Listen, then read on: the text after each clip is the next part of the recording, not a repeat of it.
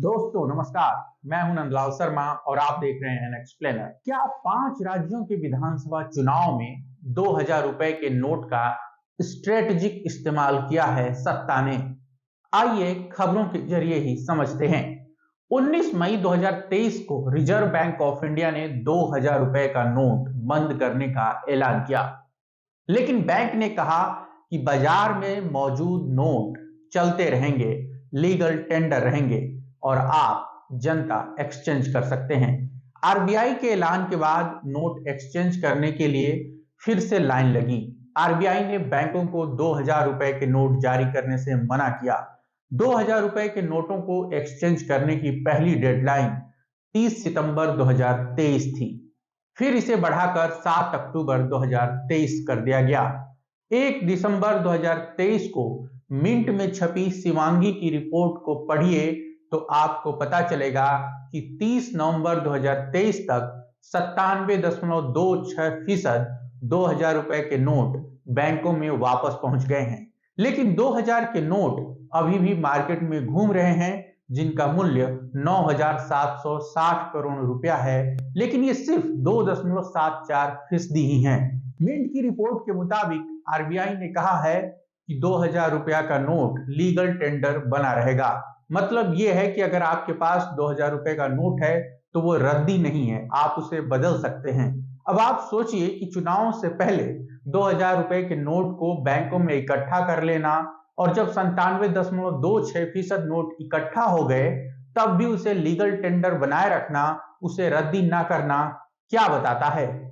आप अनुमान और कयास लगाने के लिए स्वतंत्र हैं। वैसे झारखंड में जिस कांग्रेस नेता के यहां से कैश मिला है, अगर वह 2000 रुपए के नोट के साथ कैश रखता तो क्या कैश की मात्रा उतनी ही होती जितनी तस्वीरों में दिख रही है, या फिर कम होती? दरअसल नोटबंदी को याद करिए, जब राजनीतिक पार्टियों के पास चुनाव लड़ने के लिए पैसा ही नहीं बचा था। 2017 के यूपी चुनाव में तो नोटबंदी का असर साफ देखा गया, लेकिन कोई सवाल नहीं हुआ।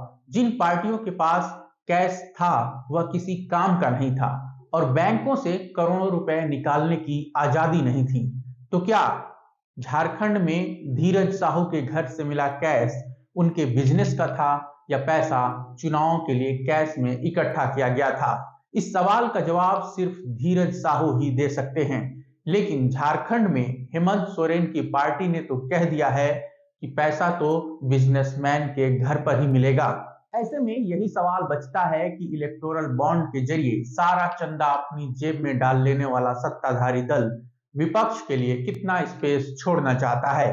कांग्रेस के पास पैसे का संकट है, चंदा उसे मिल नहीं रहा है, तो रास्ता बचता क्या है? और कर्नाटक के चुनाव परिणाम के बाद सत्ता 2000 रुपए का नोट बंद कर दे तो समझ आता है कि कैश का खेल कितना बड़ा है। याद रखिए कि कर्नाटक चुनाव तक 2000 रुपए के नोट को बैंकों से एक्सचेंज करने की गाइडलाइन नहीं आई थी, लेकिन जैसे ही कर्नाटक का परिणाम सत्ता के खिलाफ आया, 2000 रुपए का नोट बैंकों में जमा करने की गाइडलाइन आ गई। 30 नवंबर 2023 तक बैंकों में 2000 रुपए का नोट 97% से ज्यादा वापस आ गया है, लेकिन अभी भी ये रद्दी नहीं है, आप बैंक में जाकर बदल सकते हैं। खेल बड़ा है, सत्ता विपक्ष को कुचलने के लिए साम दाम दंड भेद सब आजमा रही है। और फिर आप सवाल उठाते हैं कि कांग्रेस नेता के पास इतना पैसा कहां से आया, क्योंकि जांच एजेंसियों के छापे के बाद तस्वीर आती है और वो जनता के सामने होती है। ऐसे में सवाल सत्ता से नहीं होता है, सवाल विपक्ष से ही होने लगता है। समाज और सियासत के मुद्दों पर धारदार विश्लेषण के लिए हमारे चैनल को सब्सक्राइब करें, वीडियो को शेयर करें और अपनी प्रतिक्रियाओं से हमें अवगत कराएं। आप सबका शुक्रिया। नमस्कार।